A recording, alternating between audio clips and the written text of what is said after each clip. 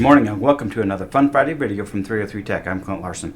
Hey, today we're going to be talking about spring cleaning. Hey, it's the time of year. It's April already. I can't hardly believe it's 2021. It's April. And spring cleaning. I know a lot of people are wondering how spring cleaning can relate to IT, but we're going to talk about spring cleaning for IT.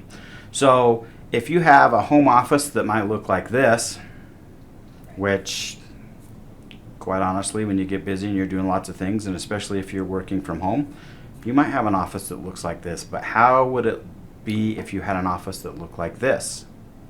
Now, there's not a whole lot of difference between the two other than, guess what? Everything's organized, it's put away, you can find things faster.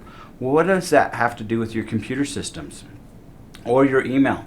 I mean, how many people don't delete any emails so they have an inbox that's like 45,000 emails and they got 20,000 that are unread, and it just keeps going on and on and on?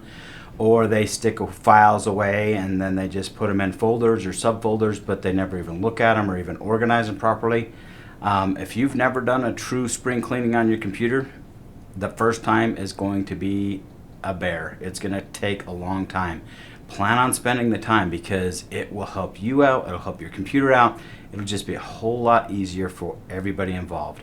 So if you want to be more efficient in the coming years, coming months, then take the time to do it now. I know it's going to be painful, but if you get through it, it'll be a lot better. And then plan on spending at least 1 or 2 hours every week to go through and clean it up, file it, organizing it, sorting it, throwing it away. I can't believe how many people have trash that they don't need.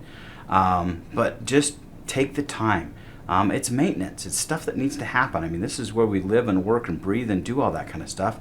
Just don't hang on to it, because if you do, you're going to get buried. So anyway, take some time, maybe not this weekend because at least it's going to be nice here in Denver, but take some time here soon.